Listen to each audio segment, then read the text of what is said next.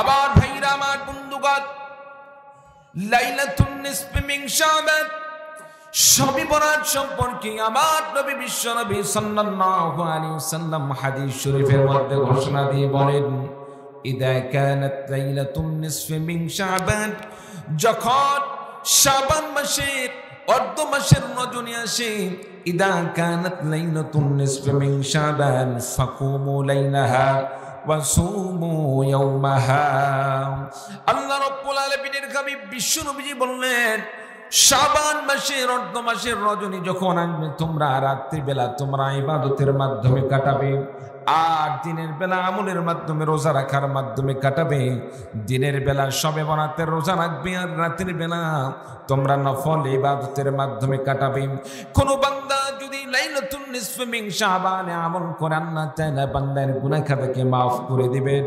আমার ভাইরা, আমার বন্ধুগণ, লাইলাতুন নিসফি মিন শাবান সম্পর্কে আমার নবীজি বলেন, রাত্রি যখন গভীর হয়ে যায়, আল্লাহ রাব্বুল আলামিন আসমান থেকে ফেরেশতাকে আল্লাহ পাক জমিনে অবতরণ করেন।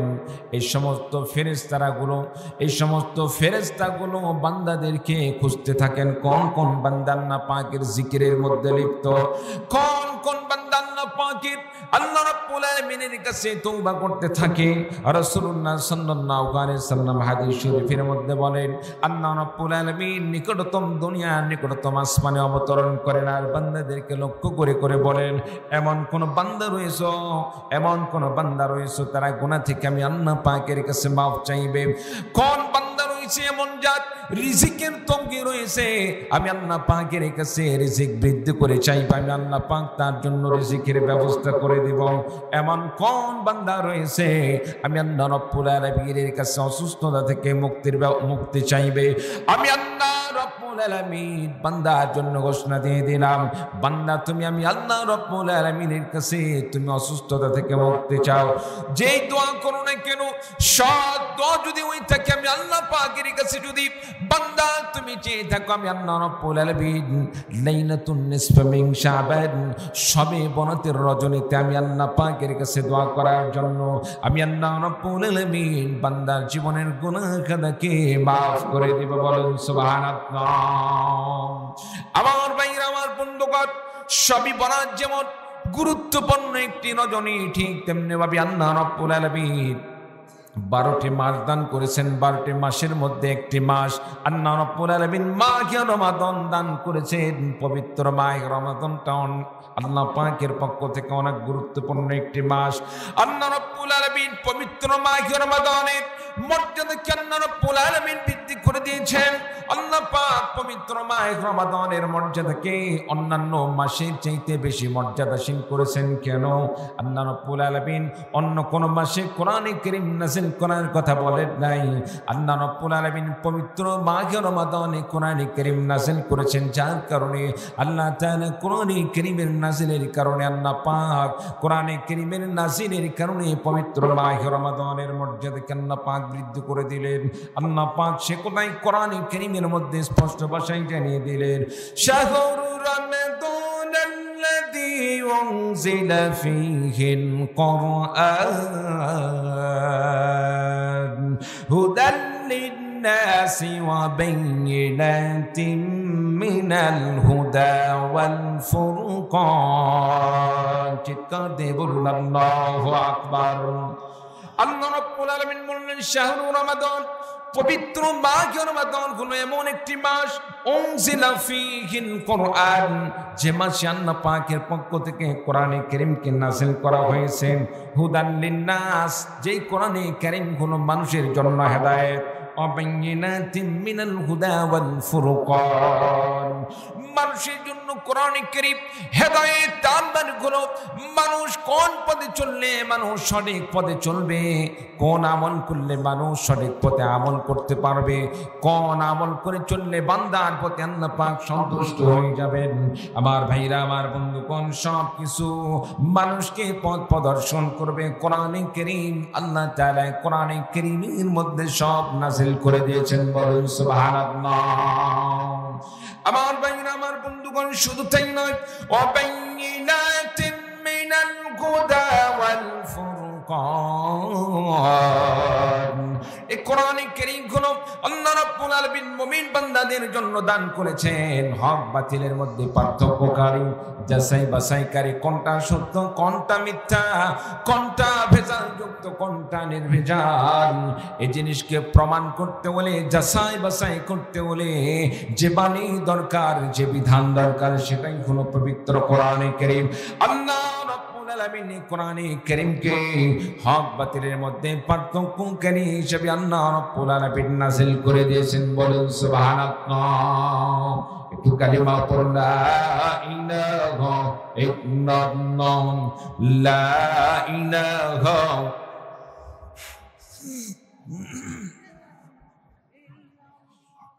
লা ইলাহা ইল্লাল্লাহ, লা ইলাহা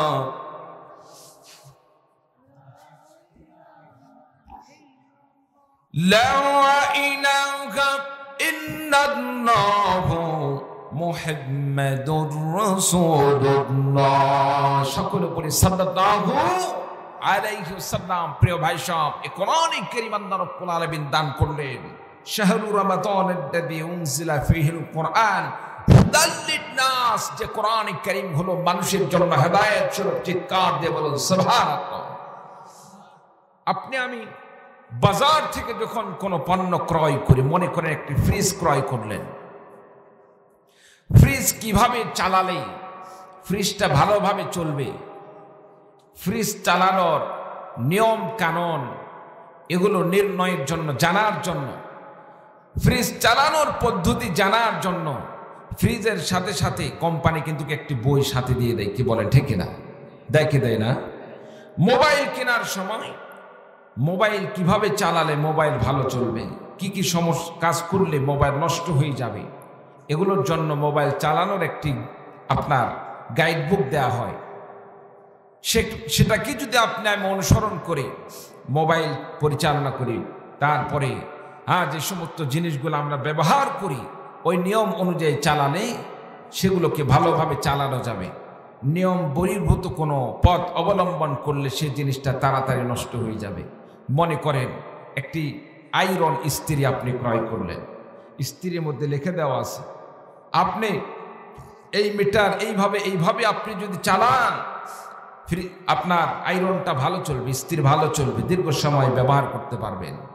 আর যদি মনে করেন কাপড়টা একটু ভিজা আছে, শুকনা করতে হবে, কি করা যায়, রোদের তেমন তাপ নেই, আয়রন নিয়ে গিয়ে আপনি শুকনা কাপড় ইস্ত্রি করা বাদ দিয়ে একেবারে ভিজা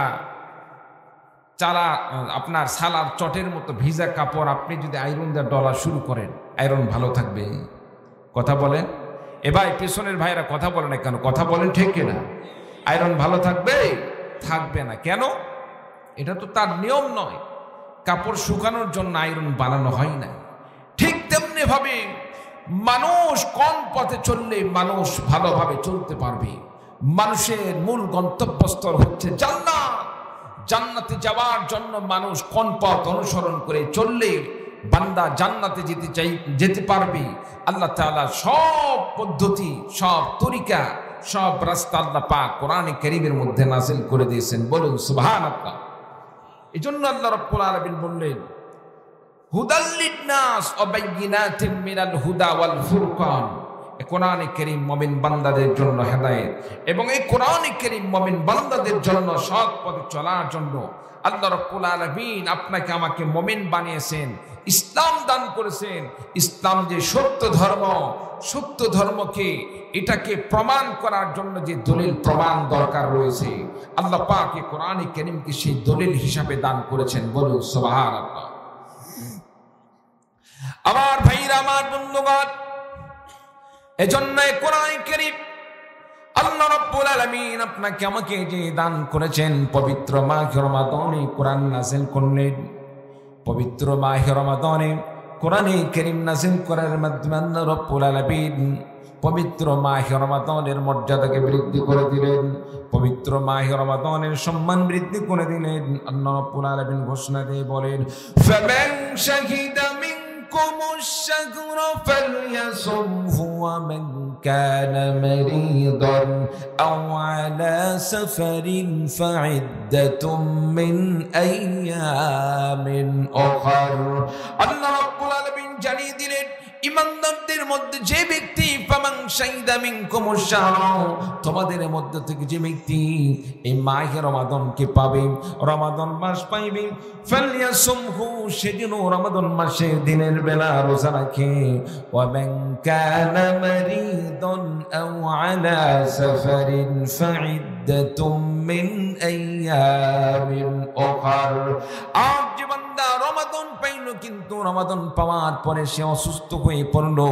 আমার ভাইরা আমার বন্ধুগণ সুস্থ দেওয়ার মালিককে আর পরে বলুন সুস্থতা দেওয়ার মালিককে অসুস্থতা দেওয়ার মালিককে আল্লাহ রাব্বুল আলামিন তিনি ইচ্ছা করলে বান্দাকে সুস্থতা দান করতে পারেন আবার ইচ্ছা করলে অসুস্থ করে দিতে পারেন আমার ভাইরা আমার বন্ধুগণ পবিত্র মাহে রমাদানে কোন বান্দা যদি রমাদান পাওয়ার পরে সে যদি অসুস্থতার মধ্যে পড়ে যায় আল্লাহ রাব্বুল আলামিন বান্দার জন্য আল্লাহ রাব্বুল আলামিন সহজ করে দিতে চান বান্দাকে আল্লাহ পাক কাঠিন্য করে দেন না আল্লাহ রাব্বুল আলামিন বান্দার জন্য আমলকে কঠিন করে দিতে চান না এই জন্য আল্লাহ রাব্বুল আলামিন বান্দাদের জন্য আল্লাহ রাব্বুল আলামিন সহজ করে দিলেন রমাদান পাওয়ার পরে যদি এমন হয় কোন বান্দা অসুস্থতার মধ্যে ভুগতেছেন আমার ভাইরা আমার বন্ধুগণ যদিও রমাদান মাসের রোজা রাখা ফরজ অসুস্থ ব্যক্তি যদি রমাদান পায় এমন সময় থেকে রমাদান মাসে যদি সে রোজা না রাখে রমাদান মাসে রোজা না রাখলেও চলবে রমাদান পার হয়ে যাওয়ার পরে যদি সেটাকে কাজা করে নেয় অথবা কোন মানুষ সফরের মধ্যে রয়েছে as-সাফরু কিতাআতুম মিনান নার সফর করা ভ্রমণ করা এটা একটি অনেক কষ্টকর জিনিস আমার ভাইরা আমার বন্ধুগণ নবী আল্লাহ পাক ডাক দিয়ে বললেন কোন বান্দা যদি সফর অবস্থায় রমাদানের মধ্যে পড়ে যায় রমাদান মাসের মধ্যে সফর করে আল্লাহ রাব্বুল আলামিন ঘোষণা দিয়ে দিলেন বান্দারে এই কষ্টকর অবস্থায় তোমাকে রোজা পালন করতে হবে না তুমি যদি রমাদান মাসে রোজা না রেখে রমাদান পরে যদি তুমি রমাদানের রোজাকে কাজা করো আমি আল্লাহ রাব্বুল আলামিন তোমার আমলনামায় সেই সওয়াবটুকু দান করে দেবে বলুন সুবহানাল্লাহ আমার ভাইরা আমার বন্ধুগণ যে বান্দা রমাদানের রোজা পাইল রোজা রাখলো আল্লাহ রাব্বুল আলামিন রোজার মাধ্যমে বান্দাকে আল্লাহ পাক আল্লাহ রাব্বুল আলামিন অনেক মর্যাদাশীল করবেন আমার ভাইরা আমার বন্ধুগণ তাহলে এখানে বোঝা গেল আল্লাহ তাআলা কোরআনে কারীম নাযিল করেছেন রমাদান মাসে কোরআনে কারীম নাযিল করার কারণে রমাদান মাসকে অন্য 11টি মাসের চাইতে আল্লাহ রাব্বুল আলামিন রমাদান মাসের মর্যাদাকে আল্লাহ রাব্বুল আলামিন অন্যান্য মাসের চাইতে বেশি মর্যাদা দান করেছেন অন্য কোন মাসের রোজা রাখা আল্লাহ পাক বান্দার জন্য ফরজ করে দেন নাই কিন্তু রমাদান মাসের রোজা রাখা আল্লাহ রাব্বুল আলামিন ইমানদার বান্দাদের জন্য ফরজ করে দিয়েছেন বলুন সুবহানাল্লাহ রমাদান মাসের ফজিলত কেমন আল্লাহর নবী বিশ্ব নবী সাল্লাল্লাহু আলাইহি ওয়াসাল্লাম ঘোষণা দিয়ে বলেন আমার ভাইরা আমার বন্ধুগণ রমাদানের ফজিলত কেমন রাসূলুল্লাহ সাল্লাল্লাহু আলাইহি ওয়াসাল্লাম বলেন যে বান্দা রমাদান মাস পাইল রমাদান মাস পাওয়ার পরে রমাদান মাসে রোজা রাখলো মান সামা রমাদানা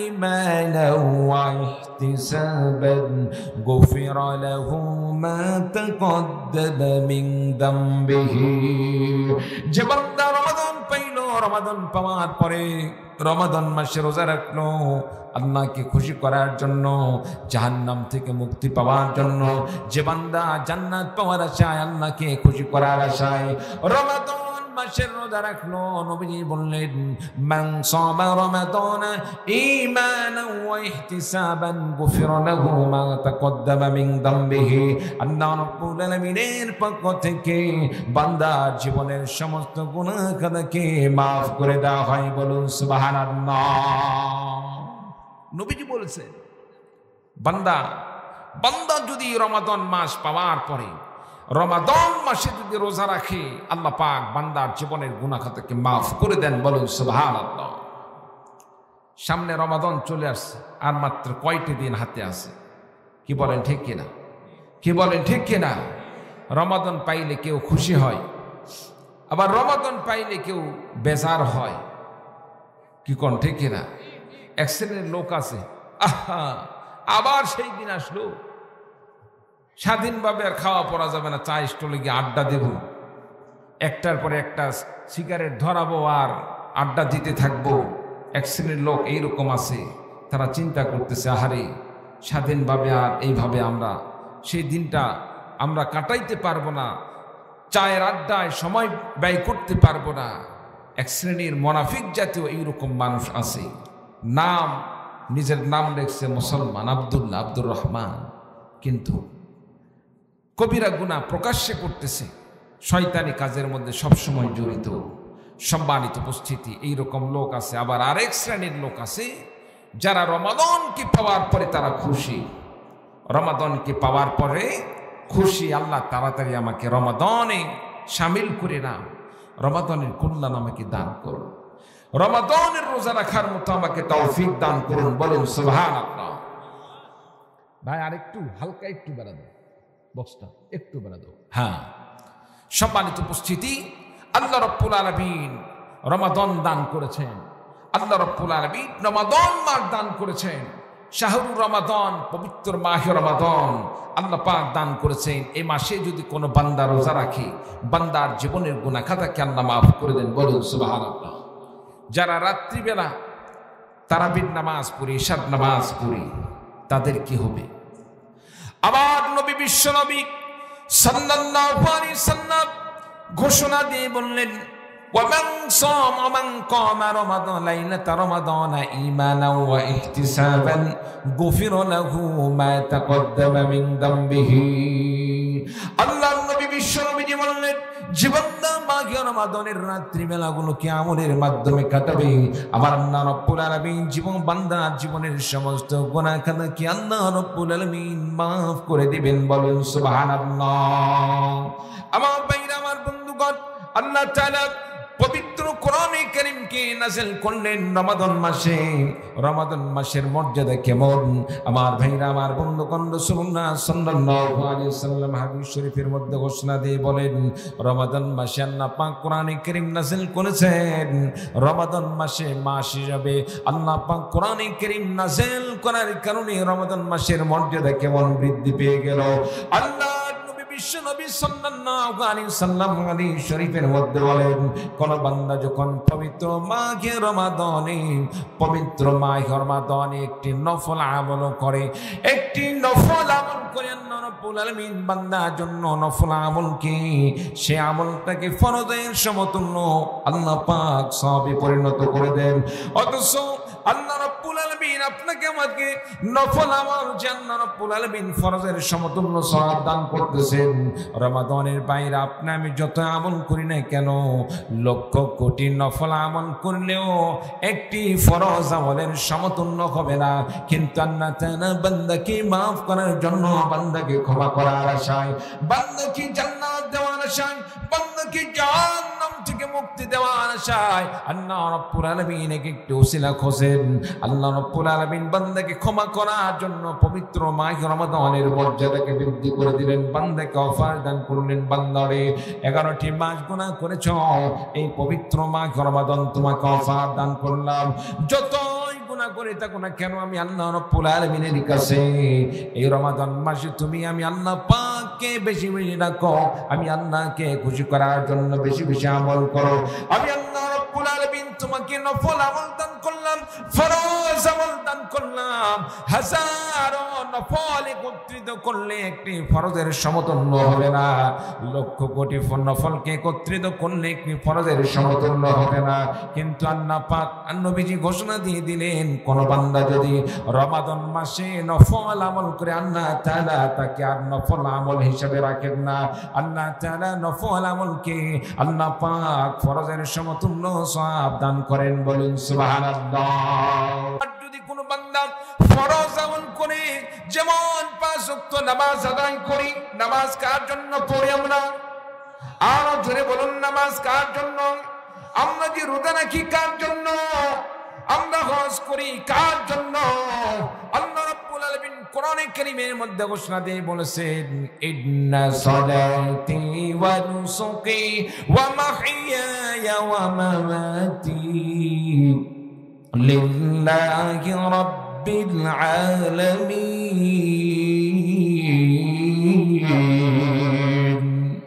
আল্লাহ রাব্বুল আলামিন বললেন, ইন্না সালাতি ওয়া নুসুকি, নিঃসন্দেহে আমার নামাজ, আমার রোজা, আমার সবকিছু আমল, আমার কুরবানি, আমার হায়াত, আমার মৌত সবকিছু একমাত্র আল্লাহ রাব্বুল আলামিনের জন্য। আমার ভাইরা, আমার বন্ধুগণ, আপনি আমি যদি আল্লাহকে খুশি করার জন্য, আল্লাহ তাআলার সন্তুষ্টির জন্য নামাজ আদায় করে থাকি, আল্লাহর সন্তুষ্টির জন্য রোজা পালন করে থাকি, আল্লাহ রাব্বুল আলামিন আপনার প্রতি আমার প্রতি সন্তুষ্ট হয়ে আল্লাহ রাব্বুল আলামিন জান্নাতের ব্যবস্থা করে দিবেন। বলুন সুবহানাল্লাহ। আমার ভাইরা, আমার বন্ধুগণ, পবিত্র মাহে রমাদানে কোন বান্দা যদি একটি ফরজ আমল করে, আল্লাহ রাব্বুল আলামিন বান্দার ফরজ আমলকে একটি নেকি নয়, বরং আল্লাহ রাব্বুল আলামিন একটি ফরজ আমল করার কারণে আল্লাহ পাক একটি ফরজ আমলের সওয়াবকে আল্লাহ রাব্বুল আলামিন 70 গুণে বেশি করে আল্লাহ পাক তার আমলনামায় লিখে রেখে দেন। বলুন সুবহানাল্লাহ। রমাদানের মর্যাদা আছে না নাই? রমাদানের মর্যাদা আছে না নাই? পিছনে ভাইরা বুঝতেছেন কথা? কথা বুঝতেছেন? আচ্ছা, আওয়াজ নাই। আচ্ছা, যাই হোক, তাহলে পবিত্র মাহে রমাদান আল্লাহ তাআলা দান করেছেন অনেক গুরুত্বপূর্ণ একটি মাস। এ মাসে যদি আপনি আমি নফল আমল করি, মনে করেন নফল নামাজ পড়লেন, নফল সদকা করলেন, এই নফল নামাজ, নফল সদকা, নফল যেগুলো আমল আছে, এগুলোকে লক্ষ লক্ষ নফল একত্রিত করলেও একটা ফরজের সমতুল্য হবে না। আল্লাহ তাআলা রমাদানের ওসিলায়, রমাদানের কারণে আল্লাহ পাক বান্দাকে আল্লাহ রাব্বুল আলামিন রমাদানের জন্য আল্লাহ রাব্বুল আলামিন নফল আমলগুলোকে ফরজের সমতুল্য সওয়াব দান করবেন। বলুন সুবহানাল্লাহ। আর বান্দা যদি ফরজ আমল করে তাহলে কি হবে? বান্দাকে আল্লাহ রাব্বুল আলামিন ফরজ আমলগুলোকে, একটি ফরজ আমল করলে আল্লাহ তাআলা সে আমলকে 70 গুণ বেশি সওয়াব দান করবেন। বলুন সুবহানাল্লাহ। ভাই, কোনো সমস্যা? ওঠা বসা? হ্যাঁ, কোনো সমস্যা ভাই? মাঠের মধ্যে সমস্যা আছে? আচ্ছা, ঠিক আছে। আমার ভাইয়েরা, আমার বন্ধুগণ, তাহলে বোঝা গেল রমাদান মাসের মর্যাদা আল্লাহ রাব্বুল আলামিন বৃদ্ধি করে দিয়েছে। এই জন্য যে কোরআনে কারীমকে আল্লাহ রাব্বুল আলামিন নাযিল করেছেন, আল্লাহ তাআলা যে মাসে নাযিল করেছেন সেই মাসটা কি ছিল? সেই মাসটা ছিল রমাদান মাস। রমাদান মাসে কোরআন নাযিল করার কারণে আল্লাহ রাব্বুল আলামিন রমাদানের মর্যাদাকে বৃদ্ধি করে দিলেন। রমাদান মাসের কোন দিন, কোন রাত্রিতে আল্লাহ রাব্বুল আলামিন কোন সময় আল্লাহ পাক কোরআনে কারীম নাযিল করে দিলেন।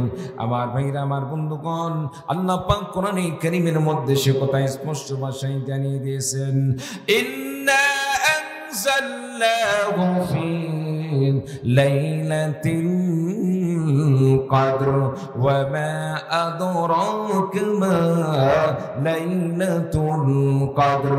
আল্লাহ রাব্বুল আলামিন জানিয়ে দিলেন, ইন্না আনজালনাহু ফি লাইলাতিল কদর।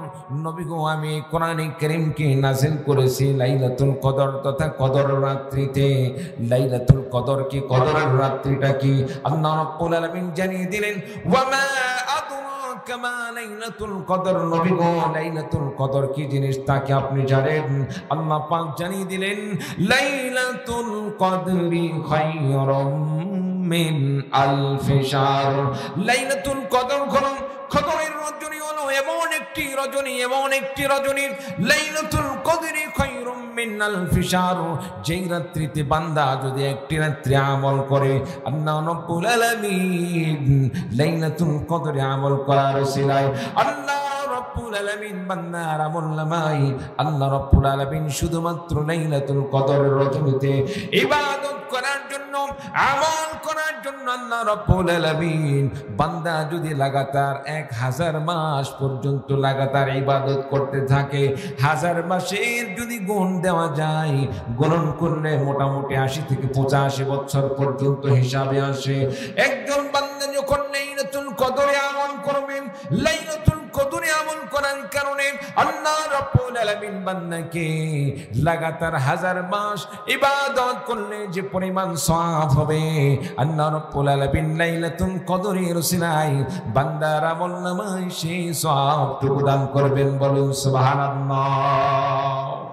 সম্মানিত উপস্থিতি, আল্লাহ তাআলা কোরআনে কারীমকে নাযিল করার জন্য লাইলাতুল কদরের মর্যাদা এত বৃদ্ধি করে দিলেন যে লাইলাতুল কদরের রজনী, লাইলাতুল কদরের রজনীতে যদি কোনো বান্দা আমল করে, আল্লাহ তাআলা লাগাতার 1000 মাস ইবাদত করলে যে পরিমাণ সওয়াব হবে, আল্লাহ তাআলা সেই পরিমাণ সওয়াবটুকু তার আমলনামায় লিখে দিবেন। বলুন সুবহানাল্লাহ।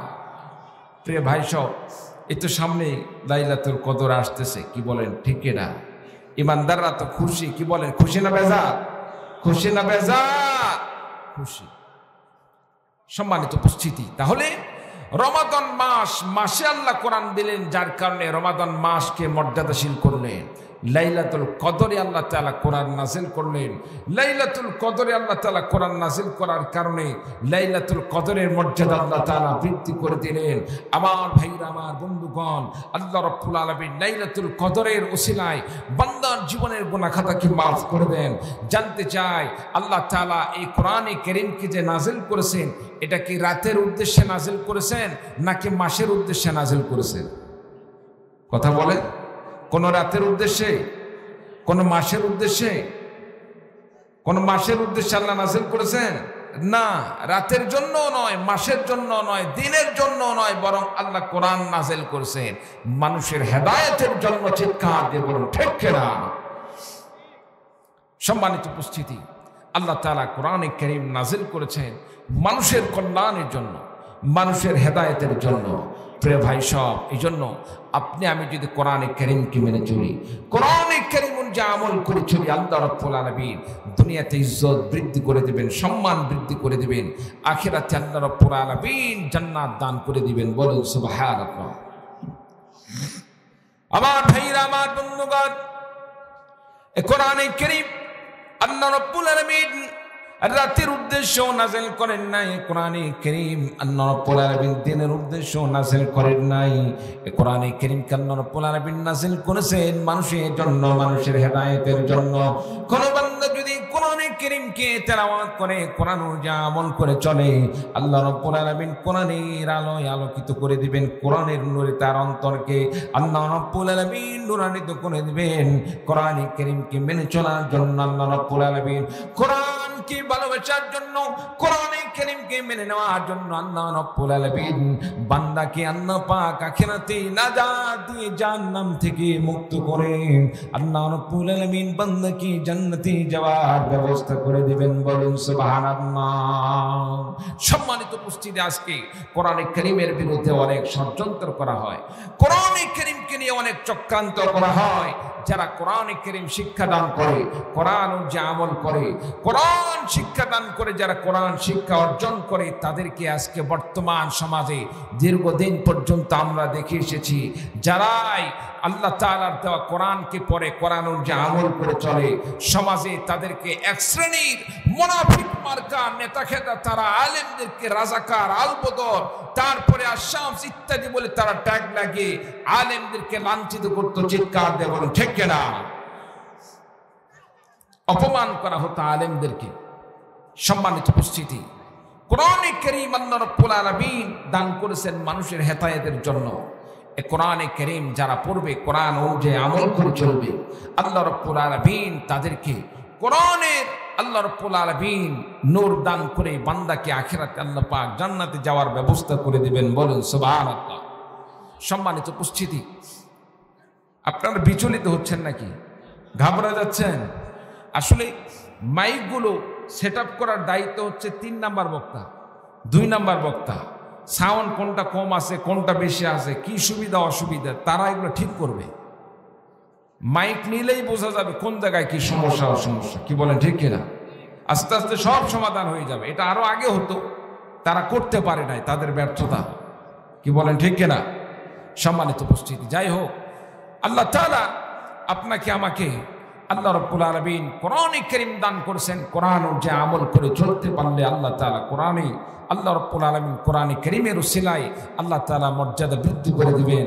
আর কোরআনে কারীমকে অনুসরণ করে চললে আল্লাহ রাব্বুল আলামিন আখিরাতে আপনাকে আমাকে আল্লাহ তাআলা মাফ করে দিয়ে জান্নাতের মেহমান বানিয়ে দিবেন। বলুন সুবহানাল্লাহ। আমাদের দেশে দীর্ঘদিন পর্যন্ত যারা কোরআনের শিক্ষা দান করেছে, কোরআনের দাওয়াত দান করেছে, শুধুমাত্র কোরআনের দাওয়াত দেওয়ার কারণে তাদেরকে মাসের পরে মাস, বছরের পরে বছর আলেমদেরকে কারাগারে আবদ্ধ রেখে নির্যাতন করে আলেমদেরকে শহীদ করে দেওয়া হয়েছে। চিৎকার দিয়ে বলুন মুসলমান ঠিক কিনা?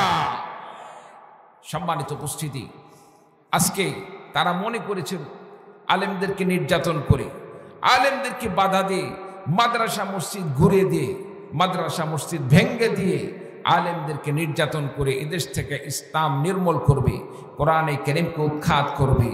সম্মানিত উপস্থিতি, তারা যে টার্গেট করেছিল তাদের টার্গেট কি সফল হতে পেরেছে? পারে নাই।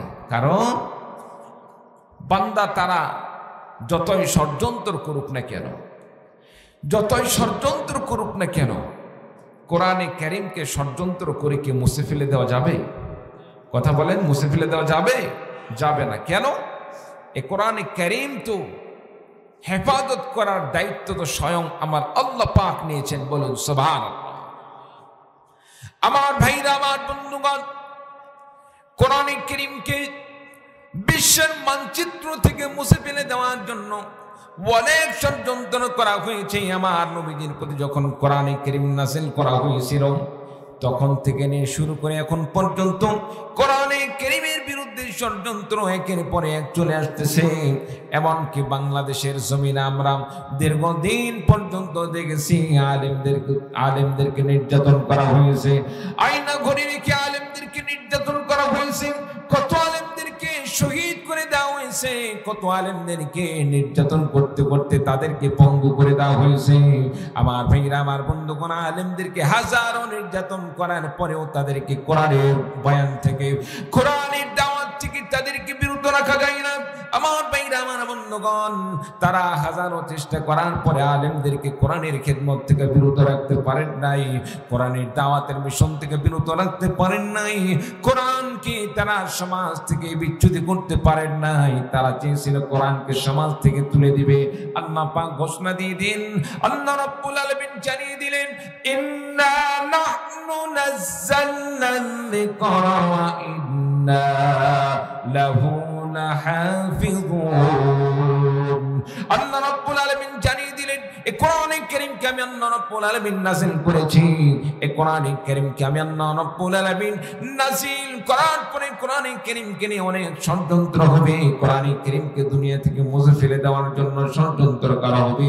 যতই ষড়যন্ত্র করা হোক না কেন, আমি আল্লাহ রাব্বুল আলামিন ঘোষণা দিয়ে দিলাম, কোরআনকে যেমন নাযিল করেছে আমি আল্লাহ রাব্বুল আলামিন, ঠিক তেমনি ভাবে কোরআনে কারীমকে কিয়ামত পর্যন্ত দুনিয়াতে টিকে রাখার জন্য আমি আল্লাহ রাব্বুল আলামিন নিজ কুদরতি হাতে আমি আল্লাহ পাক দায়িত্ব নিয়ে নিয়েছি। বলুন সুবহানাল্লাহ। আমার ভাইরা, আমার বন্ধুগণের দ্বারা স্পষ্ট হয়ে যায়, এই যেমন পর্যন্ত যারা কোরআনের বিরুদ্ধাচরণ করেছিল, আজকে তারা আমার বাংলার জমিনে দীর্ঘদিন পর্যন্ত মানুষদের প্রতি অত্যাচার করেছে, জুলুম করেছে, নির্যাতন করেছে। কোরআন প্রেমিক আল্লাহর বান্দাদেরকে অত্যাচার করে করে তারা শহীদ করে দিয়েছিল। কোরআনে কারীম উৎখাত করতে চেয়েছিল, আলেমদেরকে উৎখাত করতেছিল। আজকে দেখা যাচ্ছে যারাই কোরআনের বিরুদ্ধাচরণ করেছে, আজকে কোরআনের বিরুদ্ধাচরণ করে তারা বাংলার জমিনে টিকতে পারে নাই। তারাই নিজের ঘর বাড়ি ছেড়ে পলায়ন করতে তারা কোনো দ্বিধাবোধ করতে পারে নাই। চিন্তা বলুন ঠিক কিনা? আমার ভাইরা, আমার বন্ধুগণ, এর দ্বারা স্পষ্ট হয়ে যায় কোরআনের বিরুদ্ধাচরণ করলে কেউ দুনিয়াতে টিকতে পারে না। যত বড় বড় শাসক দুনিয়াতে যে ছিল ইসলামের বিরুদ্ধাচরণ করেছে, আল্লাহ তাদেরকে লাঞ্ছিত করে দুনিয়া থেকে বিদায় দিয়েছেন। আমার ভাইরা, আমার বন্ধুগণ, আমার দেশ থেকেও জালেম শাসকরা তারা বিতাড়িত হয়েছেন। কোরআনের বিরুদ্ধাচরণ করার কারণে তারা বাংলার জমিন থেকে তারা উৎখাত হয়েছে। আমার ভাইরা, আমার বন্ধুগণ, আমার সম্মানিত নওগাঁবাসীকে আমি জানিয়ে দিতে চাই, আমার সম্মানিত রানীনগরবাসীর কাছ থেকে করার জন্য, আমাদের দেশের মানুষকে আমরা শান্তিতে রাখার জন্য। এক পর্যায়ে যখন সকলে ঐক্যবদ্ধভাবে জালেমদের বিরুদ্ধে আমরা ফুঁসে উঠে আমরা সংগ্রাম করে জালেমকে উৎখাত করেছি, এবার কোরআনে কারীমকে হেফাজত করার জন্য, আল্লাহর জমিনে আল্লাহর দ্বীনকে বাস্তবায়ন করার জন্য, কোরআনে কারীম দিয়ে সমাজ ব্যবস্থা পরিচালনা করার জন্য, রাষ্ট্র ব্যবস্থা পরিচালনা করার জন্য যদি কোরআনের জন্য রক্ত দিতে হয়, ইসলামের জন্য রক্ত দিতে হয়, জীবন দিতে হয়, কোরআনে কারীমের জন্য, ইসলামের জন্য কোন ভাই রক্ত এবং জীবন দিতে প্রস্তুত আছেন? দুহাত তুলে আল্লাহ তাআলাকে দেখিয়ে দিন। লিল্লাহি তাকবীর, লিল্লাহি তাকবীর। বাস। সম্মানিত উপস্থিতি, কোরআনের বিরুদ্ধাচরণ করে কেউই টিকতে পারে নাই, কিয়ামত পর্যন্ত তারা টিকতে চাইলেও তারা টিকে থাকতে পারবে না। চিৎকার দিয়ে বলুন ঠিক কিনা মুসলমান? সম্মানিত উপস্থিতি, আল্লাহ রাব্বুল আলামিন সে কোরআন আপনাকে আমাকে দান করেছে। মুসলমান আমরা কোরআন পেয়ে কোরআনের মর্যাদা বুঝি না, কোরআন অনুযায়ী আমল করে চলি না, কোরআন অনুযায়ী আমি নিজের জীবন গড়তে পারি না। আমরা কোরআন দিয়ে কি করি? মানুষ মরলে, মানুষ মারা যাওয়ার পরে যে আমরা বাচ্চা কাচ্চা কিছু হাফেজদেরকে নিয়ে এসে কোরআন পড়াই। কোরআন পড়লে সওয়াব আছে তাই বলে খালি মানুষ মারা গেলে তখন কি কোরআন পড়া লাগবে এই জন্য কি কোরআন আল্লাহ নাযিল করছে নাকি? শুধু মরার বাড়িতে কোরআন পড়ার জন্য আল্লাহ নাযিল করছে নাকি? কোরআন তো শুধু মৃত ব্যক্তির বাড়িতে কোরআন পড়ার জন্য আল্লাহ নাযিল করেন নাই, বরং কোরআনে কারীমকে আল্লাহ তাআলা নাযিল করেছেন রাষ্ট্র ব্যবস্থা পরিচালনা করার জন্য। কোরআনের বিধান দিয়ে রাষ্ট্র পরিচালনা হবে, এই জন্য আল্লাহ পাক কোরআনে কারীমকে দান করেছেন। চিৎকার দিয়ে বলুন ঠিক কিনা? রানীনগরের মানুষদের গলার আওয়াজ যে এত কম হবে আমি তো আগে বুঝতাম না। আপনাদের গলার আওয়াজ তো অনেক বেশি হওয়ার কথা, আমার ধারণা তো এটাই ছিল। পিছনের ভাইরা কোনো আওয়াজ দেয় না। কি ভাই, কে কি বলল? মাইক খারাপ না? মন্তব্য সবার কি ভাই চেষ্টা করতেছে, তারপরেও কেমন যেন। যাই হোক, সম্মানিত উপস্থিতি, কোন সাইটে সমস্যা হচ্ছে আমি বুঝতে পারতেছি, কোন সাইটে একটু সমস্যা হয়ে যাচ্ছে। যাই হোক, আচ্ছা এবার একটু তাকবীর লাগাতে হবে। রাজি আছেন ইনশাআল্লাহ? তাকবীর লাগাতে হবে। রাজি আছেন ইনশাআল্লাহ? তাকবীর দিলে মাওলা খুশি হয়। কে খুশি হয়? আল্লাহ খুশি হয়। তাকবীর দিলে শয়তান পলায়ন করে। তাকবীর দিলে বান্দার জীবনের গুনাহ খাতাকে মাফ করে দেন আল্লাহ পাক। চিৎকার দিয়ে বলুন সুবহানাল্লাহ। একটু তাকবীর দেওয়া লাগবে, পারা যাবে ইনশাআল্লাহ? নারায়ে তাকবীর। পিছনের ভাইদের আওয়াজই নাই, এই সামনে ভাইরা চুপ থাকেন তো দেখি। পিছনে সবগুলো যুবকদেরকে দেখতেছি কিন্তু আওয়াজ নাই। যুবক ছেলেদের কণ্ঠ থেকে আওয়াজ আসবে না, এটা কি মেনে নেওয়া যায়? এটা কি মেনে নেওয়া যায়? সামনের ভাইরা চুপ থাকেন, পিছনের ভাইদেরকে একটু চেক করে দেখি আসলে কি তাদের আওয়াজ নাই নাকি পিছনে থাকার কারণে আওয়াজ বোঝা যাচ্ছে না।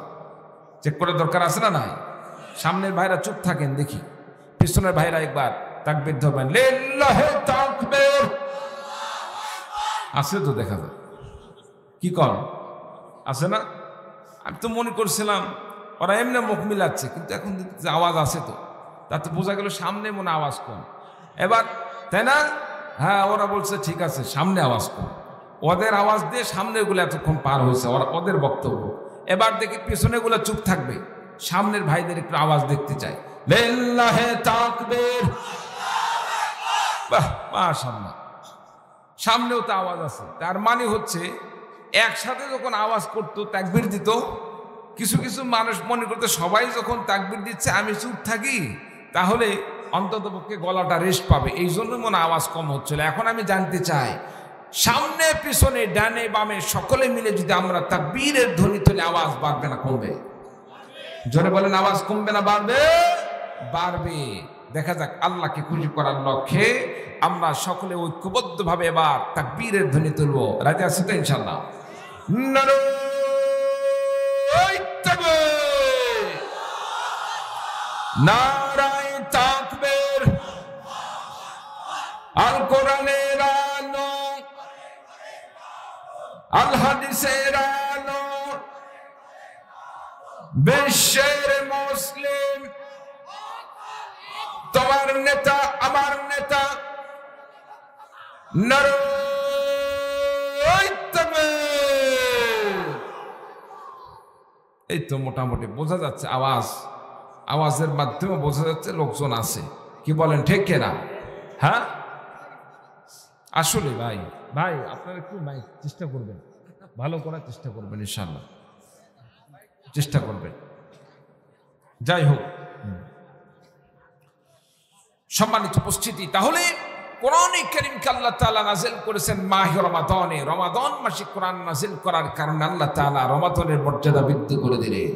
কোরআনে কারীমকে লাইলাতুল কদরে নাযিল করার কারণে আল্লাহ রাব্বুল আলামিন লাইলাতুল কদরকে লাগাতার হাজারো মাস ইবাদত করার চাইতে বেশি নেকি আল্লাহ পাক লাইলাতুল কদরের মর্যাদা দান করলেন।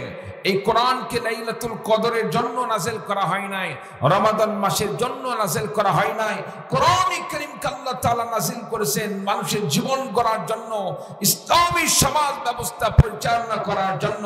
সংগ্রামী ভাইরা আমার, কোরআনের জন্য যদি রক্ত দিতে হয়, জীবন দিতে হয়, রক্ত জীবন দিতে কোন কোন ভাই প্রস্তুত আছেন? আর একবার আল্লাহকে দেখিয়ে দিই। আল্লাহ তাআলা আমাদের কবুল করেন, সকলে আল্লাহুম্মা আমিন। আমার ভাইরা, আমার বন্ধুগণ, এ কোরআনে কারীমকে পাওয়ার পরে যারা কোরআনে কারীমকে পড়বে, কোরআন অনুযায়ী আমল করে চলবে, কোরআনে কারীম দিয়ে যারা সমাজ ব্যবস্থা পরিচালনা করবে, আল্লাহ রাব্বুল আলামিন তাদের সম্পর্কে বলেন, আল্লাহ রাব্বুল আলামিন তাদের সম্পর্কে কোরআনে কারীমের মধ্যে আল্লাহ রাব্বুল আলামিন ডাক দিয়ে বলেন, ইয়া ইবাদি লা খাউফুন আলাইকুমুল ইয়াওমা ওয়া লা আনতুম তাহজানুন। আল্লাহ রাব্বুল আলামিন বললেন, হে আমার বান্দারা, লা খাউফুন আলাইকুমুল ইয়াওমা ওয়া লা আনতুম তাহজানুন। কিয়ামতের ময়দানে, হাশরের ময়দানে তোমাদের কোনো ভয় নেই, তোমাদের কোনো চিন্তা নেই, তোমাদের কোনো টেনশন নেই। আমি আল্লাহ রাব্বুল আলামিন ঘোষণা দিয়ে দিলাম, যারা আল্লাযীনা আমানু বিআয়াতিনা, যারা আমার কোরআনের প্রতি ঈমান এনেছিলে, বিআয়াতিনা ওয়া কানু মুসলিমিন, দুনিয়াতে মুসলমান ছিলে, যারা দুনিয়াতে মুসলমান ছিলেন, কোরআন আল্লাহ পাকের বাণী হিসেবে মেনে নিয়ে চলেছ, কোরআন দিয়ে নিজের জীবন পরিচালনা করেছ, কোরআনের আন্দোলনে রক্ত দিয়েছ, জীবন দিয়েছ। আমার ভাইরা, আমার বন্ধুগণ, আমার দেশে কোরআনের পাখি কতগুলো পাখি, তারা কোরআনের আন্দোলনের শরীক হয়ে তারা নিজের জীবনকে কোরবানি করে দিয়েছে, নিজের জীবনকে আল্লাহর রাস্তায় সঁপে দিয়েছে, বাতিলের কাছে নতি স্বীকার করে নাই। আল্লাহ রাব্বুল আলামিন তাদের সম্পর্কে কঠিন হাশরের ময়দানে আল্লাহ রাব্বুল আলামিন ডেকে ডেকে বলবেন, বান্দারে তোমার আজকে কোনো চিন্তা নাই, তোমার কোনো ভয় নাই। আল্লাহ পাক বান্দাকে ডাক দিয়ে বলবেন, উদখুলুল জান্নাতা আনতুম ওয়া আযওয়াজুকুম তুহবারুন। আল্লাহ রাব্বুল আলামিন বলবেন, বান্দারে উদখুলুল জান্নাতা আনতুম ওয়া আযওয়াজুকুম তুহবারুন। বান্দারে তুমি এবং তোমার পরিবার পরিজনকে নিয়ে তুমি জান্নাতের মধ্যে প্রবেশ করে নাও, তোমার স্ত্রীদেরকে সঙ্গে নিয়ে জান্নাতের মধ্যে প্রবেশ করে নাও, কারণ আমি আল্লাহ রাব্বুল আলামিন তোমাদের জন্য এই জান্নাতকে আমি আল্লাহ রাব্বুল আলামিন প্রস্তুত করে রেখেছি। বলেন সুবহানাল্লাহ। আমার ভাইরা, আমার বন্ধুগণ, যারা কোরআনে কারীমকে পাওয়ার পরে কোরআন থেকে মুখ ফিরিয়ে নিল, কোরআন অনুযায়ী আমল করে চললো না, কোরআনের বিধানকে অনুসরণ করে চললো না, কোরআন থেকে মুখ ফিরে নিল, আল্লাহ পাক তাদের সম্পর্কে বলেন, ওয়া মান আ'রাদা আন যিকরি ফাইন্না লাহু মাঈশাতান দানকান ওয়া নাহশুরুহু ইয়াওমাল কিয়ামাতি আ'মা। যে বান্দা কোরআনে কারীমকে পাইল, কোরআন দিয়ে নিজের জীবন পরিচালনা করলো না, কোরআন থেকে মুখ ফিরিয়ে নিল, কোরআন পড়লো না, কোরআন অনুযায়ী নিজের জীবন করলো না, কোরআনে কারীম দিয়ে সমাজ ব্যবস্থা পরিচালনা করলো না, কোরআনে কারীম দিয়ে রাজনীতি করলো না, কোরআনের পক্ষে সংগ্রাম করলো না, কোরআন দিয়ে সমাজ ব্যবস্থা পরিচালনা করলো না, তাদের সম্পর্কে আল্লাহ পাক বলেন, ফাইন্না লাহু মাঈশাতান দানকান ওয়া নাহশুরুহু ইয়াওমাল কিয়ামাতি আ'মা। কোরআন থেকে মুখ ফিরে নেওয়ার জন্য আমি আল্লাহ রাব্বুল আলামিন ওই সমস্ত বান্দাদেরকে আমি আল্লাহ রাব্বুল আলামিন তাদের জন্য আখিরাতে আমি আল্লাহ রাব্বুল আলামিন তাদের জীবিকাকে আমি সংকীর্ণময় করে দিব, তাদের রিজিককে কমে দিব, তাদের জীবিকাকে আমি আল্লাহ রাব্বুল আলামিন সংকীর্ণ করে দিব। ওয়া নাহশুরুহু ইয়াউমাল কিয়ামাতি আ'মা, আর আমি আল্লাহ রাব্বুল আলামিন কিয়ামতের ময়দানে তাদেরকে অন্ধ করে উঠাবো। ক্বালা রাব্বি লিমা হাশারতানি আ'মা, বান্দা সেদিন আল্লাহকে লক্ষ্য করে বলতে থাকবেন, আয় আল্লাহ রাব্বুল আলামিন আমাকে কেন অন্ধ করে উঠানো হলো? ক্বালা রাব্বি লিমা হাশারতানি আ'মা ওয়া ক্বাদ কুনতু বাসীরা, দুনিয়াতে তো আমার সুন্দর দুইটি চক্ষু ছিল, আজকে কেন আমাকে অন্ধ করে উঠানো হলো? আল্লাহ রাব্বুল আলামিন বান্দাকে বলবেন, ক্বালা কাযালিকা আতাতকা আয়াতুনা ফানাসিতাহা ওয়া কাযালিকাল ইয়াউমা তুনসা। বান্দারে দুনিয়াতে আমি আল্লাহ পাক তোমাকে কোরআন দান করেছিলাম, এই কোরআনে কারীমকে পাওয়ার পরে তুমি কোরআনকে ভুলে গিয়েছিলে, কোরআন পড়ো নাই, কোরআন যেমন করে চলো নাই, কোরআন দিয়ে শাসন ব্যবস্থা পরিচালনা করো নাই, দুনিয়ার মানব রচিত সংবিধান দিয়ে তুমি সমাজ ব্যবস্থা পরিচালনা করেছ, রাষ্ট্র ব্যবস্থা পরিচালনা করেছ, ইচ্ছা করলে তুমি মুসলমান হিসেবে কোরআন দিয়ে তুমি রাষ্ট্র ব্যবস্থা পরিচালনা করতে পারতে। রাষ্ট্র ব্যবস্থা কোরআন দিয়ে পরিচালনা না করে শয়তানদের হাতে বানানো শয়তানি মতবাদ দিয়ে তুমি রাষ্ট্র পরিচালনা করেছ, কোরআনে কারীমকে ভুলে গিয়েছিলে, যার কারণে আমি আল্লাহ রাব্বুল আলামিনের পক্ষ থেকেও আজকে ভুলে যাওয়া হয়েছে, আমি আল্লাহ রাব্বুল আলামিনের পক্ষ থেকেও তোমাদেরকে ভুলে যাওয়া হয়েছে।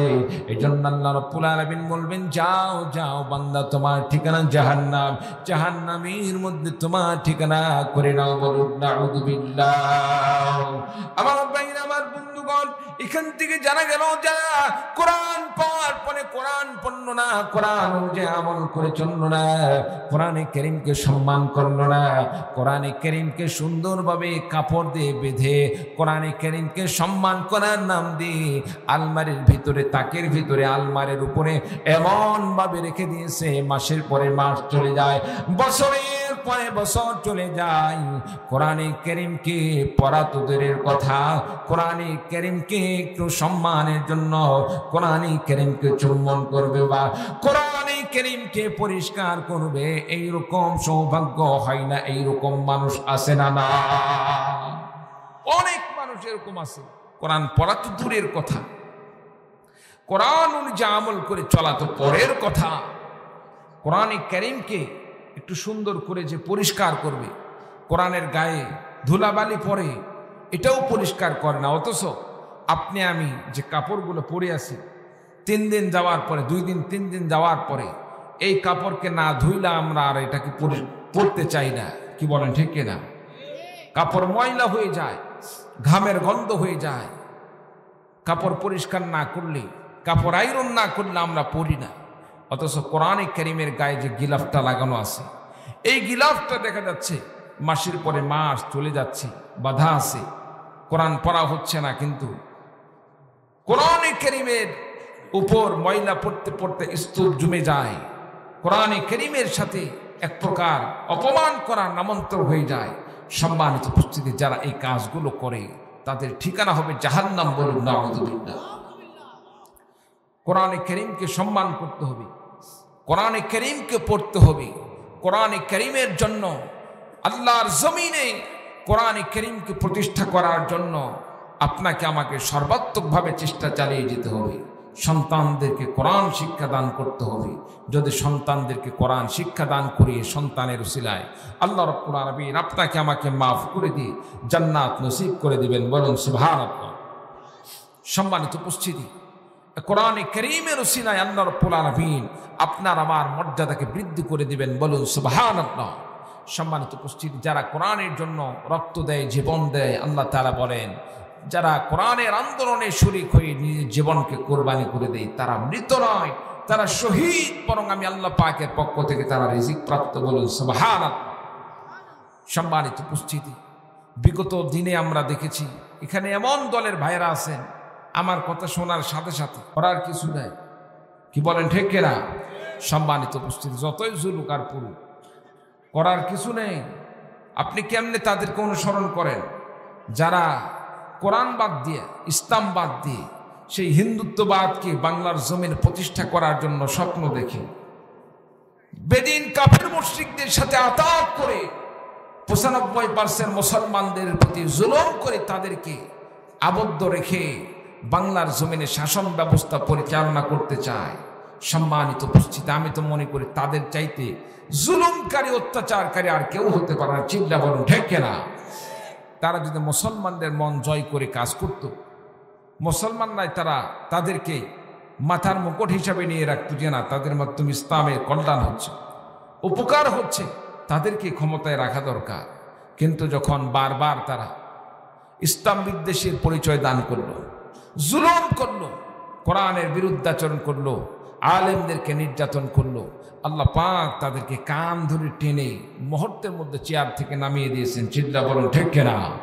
এজন্য আপনাকে আমাকে কোরআনের পক্ষে থাকতে হবে, ইসলামের পক্ষে থাকতে হবে। আল্লাহ পাক সকলকে কবুল করেন। সকল বলে আল্লাহুম্মা আমিন। একটু কালিমা পড়ুন, লা ইলাহা ইল্লাল্লাহ, লা ইলাহা ইল্লাল্লাহ, লা ইলাহা ইল্লাল্লাহ।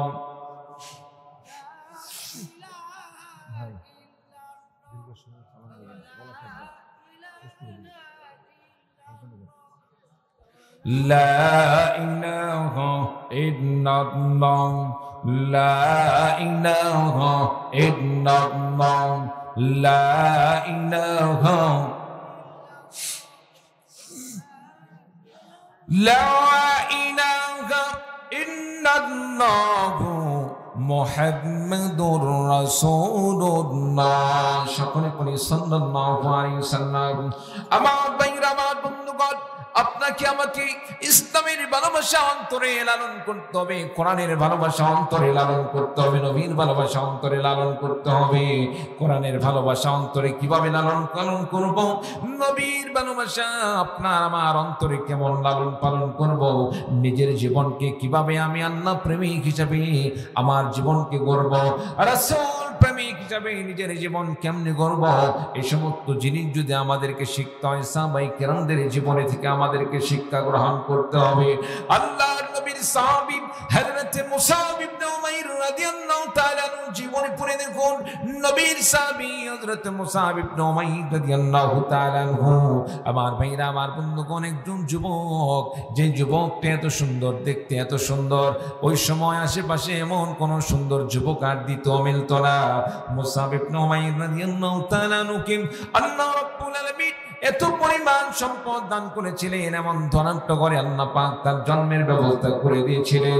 মুসাব ইবনে উমাইর আল্লাহ রাব্বুল আলামিন এত সম্পদের ব্যবস্থা করে দিয়েছিলেন। সকাল বেলা একটি পোশাক পরলে সেই পোশাক আর বিকেল বেলা পরতেন না। বিকেল বেলা যদি একটি নতুন পোশাক পরেন, ওই পোশাক দ্বিতীয় দিন, পরের দিন সকাল বেলা পরতেন না। হযরত মুসাব ইবনে উমাইর রাদিয়াল্লাহু তাআলা কে আল্লাহ রাব্বুল আলামিন এত পরিমাণ সম্পদ দান করেছিলেন, বন্ধু বান্ধবের কোনো কমতি ছিল না।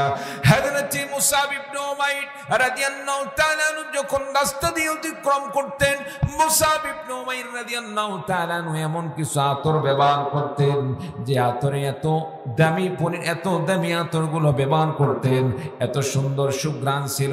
যখন মুসাব ইবনে উমাইর রাস্তা দিয়ে অতিক্রম করতেন, মানুষরা বুঝতে পারত নিঃসন্দেহে এই রাস্তা দিয়ে মুসাব ইবনে উমাইর অতিক্রম করেছেন। বলুন সুবহানাল্লাহ। নবীর সাহাবী হযরত মুসাব ইবনে উমাইর রাদিয়াল্লাহু তাআলা আনহু, আমার নবীর সাহাবী মুসাব ইবনে উমাইর রাদিয়াল্লাহু তাআলা আনহু। আমার ভাইরা, আমার বন্ধুগণ, রাস্তা দিয়ে চলতে চলতে একবার লক্ষ্য করে দেখলেন কেমন যেন সমুদ্র কণ্ঠের আওয়াজ, কেমন যেন মিষ্ট আওয়াজ কানের মধ্যে এসে ভেসে ভেসে কানের মধ্যে আসতেছে। হযরত মুসাব ইবনে উমাইর রাদিয়াল্লাহু তাআলা আনহু সাউন্ডকে ফলো করে তিনি চলে গেলেন কোথায় থেকে আওয়াজটা আসতেছে। আমার নবীর সাহাবী হযরত মুসাব ইবনে উমাইর রাদিয়াল্লাহু তাআলা আনহু যাইতে যাইতে এক পর্যায়ে লক্ষ্য করে দেখলেন আমার নবী, বিশ্ব নবীজি সাল্লাল্লাহু আলাইহি সাল্লাম পবিত্র কোরআনে কারীম তেলাওয়াত করছিলেন। বলুন সুবহানাল্লাহ। মুসাব ইবনে উমাইর রাদিয়াল্লাহু তাআলা আনহু এবার নবীজিকে লক্ষ্য করে বললেন, নবী গো, এতদিন পর্যন্ত কিন্তু আপনার সম্পর্কে খারাপ ধারণা রাখত। আবু জেহেল, আবু লাহাব তারা আমাদেরকে আপনার কাছ থেকে দূরে সরে রাখার জন্য বিভিন্নভাবে তারা ষড়যন্ত্র করত, আপনার সম্পর্কে মিথ্যা তথ্য দিত, মিথ্যা তথ্য দিয়ে আপনার কাছ থেকে আমাদেরকে সরে রেখেছিল। আমার ভাইরা, আমার বন্ধুগণ, আমার নবীর সাহাবী মুসাব ইবনে উমাইর রাদিয়াল্লাহু তাআলা আনহু, আমার নবীর সাহাবী হযরত মুসাব ইবনে উমাইর রাদিয়াল্লাহু তাআলা আনহু নবীজিকে বললেন, নবী গো, এখন বুঝতে পেরেছি আপনার মতো সৎ মানুষ আর দুনিয়াতে নেই, আপনার মতো নেককার ব্যক্তি আর দুনিয়াতে নেই, আপনি সত্য নবী, এ বিষয়ে আমার আর কোনো সন্দেহ নেই। ইয়া রাসূলুল্লাহ, ইয়া হাবিবাল্লাহ, আপনি আমাকে কালিমা পড়ে ইমানদার বানিয়ে দিন, মুসলমান বানিয়ে দিন। হযরত মুসাব ইবনে উমাইর যখন এই কথা বললেন, নবীজি বললেন, মুসাব রে, কালিমা গ্রহণ করলেই হবে না, ঈমান আনলেই চলবে না। ঈমান আনয়ন করার সাথে সাথে আরেকটি জিনিস মনে রাখতে হবে, যারা ইসলাম গ্রহণ করবে, ঈমান আনয়ন করবে, আল্লাহ তাআলা মুমিনদেরকে ঈমানি পরীক্ষা নেবেন, ঈমানি পরীক্ষা নেবেন, জুলুম আসবে, নির্যাতন আসবে, বিভিন্ন প্রকার পরীক্ষা আল্লাহ পাকের পক্ষ থেকে আসবে। এই সমস্ত জুলুম নির্যাতন যদি আসে, তুমি কিসের সময় ধৈর্য ধারণ করতে পারবে, ঈমানের উপর অটল থাকতে পারবে? মুসাব ইবনে উমাইর বললেন, নবী গো, জীবন চলে যাবে, বাতিলের কাছে আমি কোনোদিন নতি স্বীকার করব না। বলুন সুবহানাল্লাহ। হযরত মুসাব ইবনে উমাইর রাদিয়াল্লাহু তাআলা আনহু, মুসাব ইবনে উমাইর রাদিয়াল্লাহু তাআলা আনহু এইবার আমার নবী বিশ্ব নবী সাল্লাল্লাহু আলাইহি ওয়াসাল্লাম কালিমা পড়ে ঈমানদার বানিয়ে দিলেন, আর পড়ে দিলেন লা ইলাহা ইল্লাল্লাহু মুহাম্মাদুর রাসূলুল্লাহ। সকলে বলি সাল্লাল্লাহু আলাইহি ওয়াসাল্লাম। আমার ভাইরা, আমার বন্ধুগণ, মুসাব ইবনে উমাইর রাদিয়াল্লাহু তাআলা আনহুকে মুসাব ইবনে উমাইর রাদিয়াল্লাহু তাআলা আনহুকে আল্লাহ রাসূল সাল্লাল্লাহু আলাইহি ওয়াসাল্লাম কালিমা পড়ে ঈমানদার বানিয়ে দিলেন। রাসূলুল্লাহ সাল্লাল্লাহু আলাইহি ওয়াসাল্লাম কালিমা পড়ে ঈমানদার বানিয়ে দিলেন মুসাব ইবনে উমাইর রাদিয়াল্লাহু তাআলা আনহু। নবীর সাহাবী হিসেবে নবীজির কাছে থাকতেছেন, আল্লাহর নবীজির কাছে সেখানে থেকে আমল করতেছেন, মাসলা মাসাইল নবীজির কাছ থেকে শিখতেছেন, নামাজ পড়তেছেন, কোরআন পড়তেছেন। এক পর্যায়ে যখন মুসাব ইবনে উমাইর রাদিয়াল্লাহু তাআলা আনহুর মা, মুসাব ইবনে উমাইর রাদিয়াল্লাহু তাআলা আনহুর মা জানতে পারলেন মুসাব ইবনে উমাইর আগের ধর্মে নেই, সে ইসলাম গ্রহণ করে মুসলমান হয়ে গেছে। মুসাব ইবনে উমাইরের মা মুসাবের প্রতি এত ক্ষিপ্ত হয়ে গেলেন, মুসাব ইবনে উমাইর রাদিয়াল্লাহু তাআলা আনহুর প্রতি তিনি এত নারাজ হয়ে গেলেন। মুসাব ইবনে উমাইরকে গ্রেফতার করা হলো, আত্মীয় স্বজন মিলে তাকে গ্রেফতার করে মুসাব ইবনে উমাইর রাদিয়াল্লাহু তাআলা আনহুকে কারাগারে আবদ্ধ রেখে নির্যাতন শুরু করে দেওয়া হলো, জুলুম করা শুরু করে দেওয়া হলো। দিনের পরে দিন চলে যায়, মাসের পরে মাস চলে যায়। হযরত মুসাব ইবনে উমাইর রাদিয়াল্লাহু তাআলা আনহু এক পর্যায়ে আমার নবীর সাহাবী সাল্লাল্লাহু আলাইহি ওয়াসাল্লাম হযরত মুসাব ইবনে উমাইর রাদিয়াল্লাহু তাআলা আনহু মাকে বললেন, মা, একটা বার আমাকে ছেড়ে দাও, আমি নবীজির কাছে যেতে চাই। হযরত মুসাব ইবনে উমাইর রাদিয়াল্লাহু তাআলা আনহুর মা সন্তানকে জীবিত দেখার জন্য মুসাব ইবনে উমাইরকে ছেড়ে দিলেন। মুসাব ইবনে উমাইর রাদিয়াল্লাহু তাআলা আনহু এক দৌড় মেরে আমার নবী সাল্লাল্লাহু আলাইহি ওয়াসাল্লামের সামনে চলে গেলেন। নবীর কাছে যখন গেলেন, দূর থেকে নবীজি লক্ষ্য করতেছেন, দেখতে মনে হচ্ছে আমার সাহাবী মুসাব ইবনে উমাইর, কিন্তু মুসাব তো এত সুটকা ছিল না, মুসাবের শরীর এত ক্ষীণ ছিল না, মুসাব তো এত সুন্দর ছিল এবং হুষ্টপুষ্ট দেহের অধিকারী ছিলেন। মুসাব ইবনে উমাইরকে দেখলে দূর থেকে চেনা যেত। মুসাব ইবনে উমাইরের শরীর যখন এমন দুর্বল দেখতে পাইলেন, এক পর্যায়ে মুসাব ইবনে উমাইর রাদিয়াল্লাহু তাআলা আনহুকে দেখে আল্লাহর নবী বিশ্ব নবী সাল্লাল্লাহু আলাইহি ওয়াসাল্লাম বুকে জোরে ধরে কান্না শুরু করে দিলেন। মুসাব ইবনে উমাইরকে বললেন, মুসাব রে, আগেই কিন্তু তোমাকে বলেছিলাম ইসলাম গ্রহণ করলে বিভিন্ন ভাবে নির্যাতন আসতে পারে, অত্যাচার আসতে পারে, জুলুম আসতে পারে। আমি তো দেখতে পাচ্ছি আজকে তোমার সেই জুলুম নির্যাতনের দিন চলে এসেছে। আল্লাহর পরীক্ষার দিন চলে এসেছে।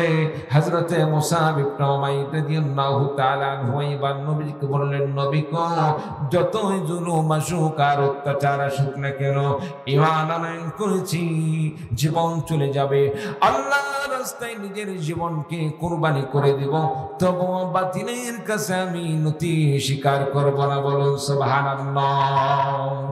আমার ভাইরা, আমার বন্ধুগণ, হযরত মুসাব ইবনে উমাইর রাদিয়াল্লাহু তাআলা ওইবার রাসূলুল্লাহ সাল্লাল্লাহু আলাইহি সাল্লামের কাছে রয়ে গেলেন।